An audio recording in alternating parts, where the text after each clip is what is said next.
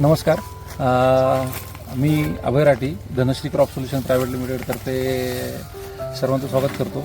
आज आपण आलेलो आहेत रामसरांच्या बगीच्यामध्ये. पोरगाव येथे यांचा बगीचा आहे पैठण तालुक्यामध्ये.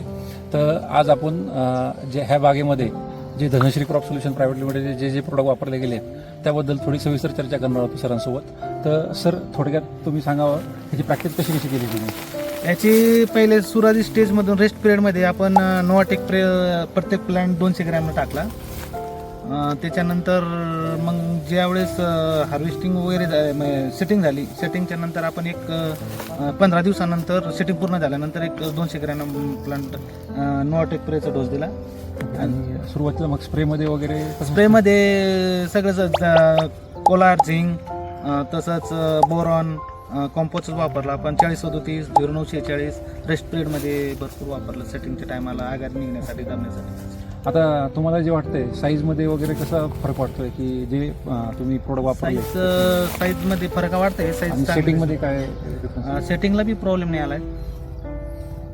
अंदाजित झाडं किती येते जिथं आपण नोवाटेक प्रो वापरलंय? हे 300चा प्लॉट आहे. 300 झाड आहे. 300 झाड आहे.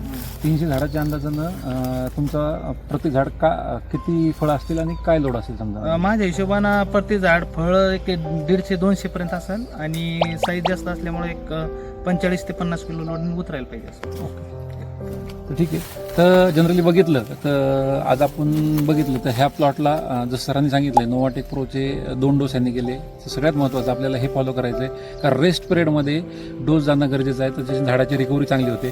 तुम्ही बहार धरताना डोस नका करू भले. आफ्टर सेटिंग तुम्हाला हात उत्पन्न किंवा सेटिंग किती झालेली हे झाडावर कळतं, त्याच्यानं आपण डोस करू शकतो. तर आपल्याला ह्या 2 डोसचा फॉलो करणं गरजेचं आहे. तुम्ही बहार धरताना डोस करण्याऐवजी आफ्टर सेटिंग आणि रेस्ट पिरियड हे 2 डोस तुम्हाला नोवाटेक प्रोचे करणं फार गरजेचे आहे. धन्यवाद.